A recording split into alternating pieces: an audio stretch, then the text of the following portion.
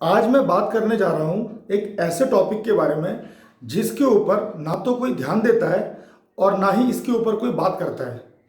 मेरे कहने का मतलब ये है कि ये एक बहुत इम्पॉर्टेंट टॉपिक है और इसको इग्नोर किया जा रहा है।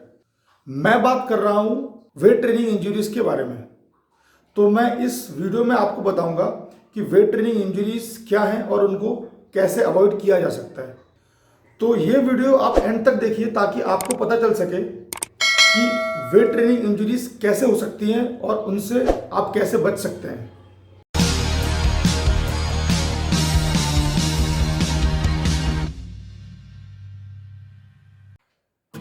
हाय guys, this is Vinay, certified personal trainer, certified nutritionist, competitive power lifter and a physique athlete.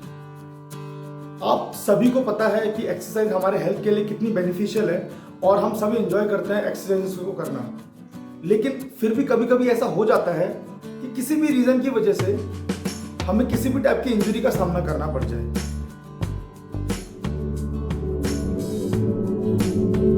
तो अब मैं जिस इंजरी की बात करने जा रहा हूँ वो एक लेग इंजरी है जिसे हम कहते हैं हैमस्ट्रिंग पुल।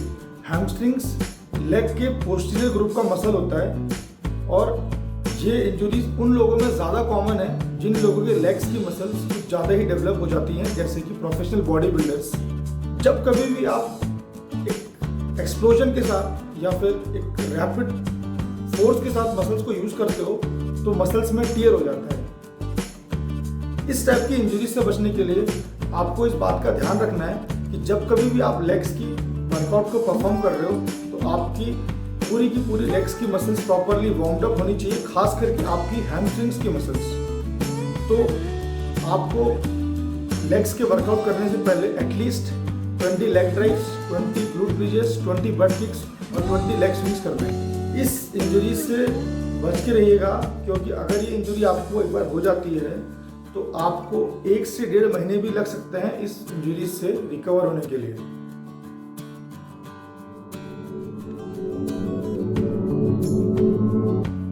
ये इंजरी इतनी कॉमन इंजरी है कि मुझे खुद ही इंजरी हो चुकी है और मैं कई लोगों को जानता हूँ जिनको पास्ट में ये इंजरीज हो चुकी है।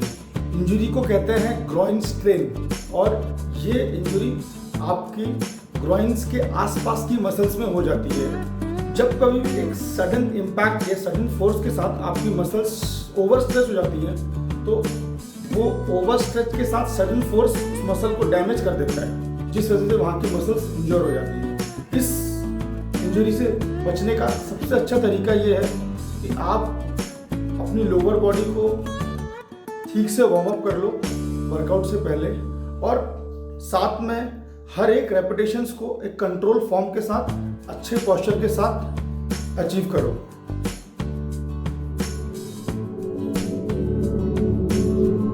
शोल्डर जॉइंट के अंदर कुछ डीप मसल्स होती हैं जिनको हम रोटेटर कफ मसल्स कहते हैं। इन मसल्स में इंजरी हो जाए तो उसको हम रोटेटर कफ इंजरी कहते हैं। रोटेटर कफ इंजरीज का सबसे बड़ा रीज़न है कुछ स्पेसिफिक एक्सरसाइज को बार बार परफॉर्म करना, जैसे कि behind the neck pull down या behind the neck shoulder press. ये एक्सरसाइजेस आपके शोल्डर जॉइंट को ऐसी पोजीशन में डालती है जिसमें कि वो काफ़ी ज़्यादा अनकंफर्टेबल और प्रोन टू इंजरीज हो जाते हैं।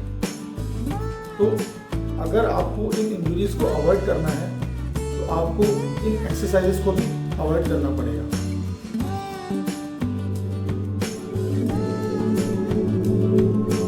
फाइनली लिस्ट में सबसे लास्ट नाम है एपिकोंडाइलाइटिस का।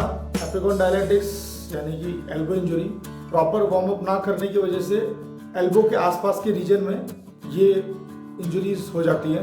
इन इंजरीज से बचने का सबसे अच्छा तरीका यही है कि आप प्रॉपर वार्म अप करो और अपने एल्बोज का आप अलग से वार्म अप कर सकते हो एल्बो रोटेशंस के साथ और कुछ बाइसेप्स और ट्राइसेप्स के आइसोलेशन मूवमेंट्स के साथ। और सेकंड, आप यूज़ कर सकते हो एक एल्बो स्ट्रैप, खास करके जब आप हैवी पुशिंग मूवमेंट्स कर रहे हो, जैसे कि शोल्डर प्रेसेस, बेंच प्रेसेस या डंबल प्रेसेस। तो कमेंट करके बताओ कि क्या आपको इनमें से कोई इंजरीज है या पास्ट में थी, और अगर आपको कंटेंट हेल्पफुल लगा हो तो प्लीज़ इसे शेयर करो और सब्सक्राइब करना मत भूलो हमारे चैनल को, और बेल आइकन है उसे भी दबाना ताकि आप तक रेगुलर अपडेट्स पहुंच जाएं जैसे ही हम कोई वीडियो अपलोड करें। Also follow us on Facebook and Instagram. Thank you so much for watching and thank you for your love and support.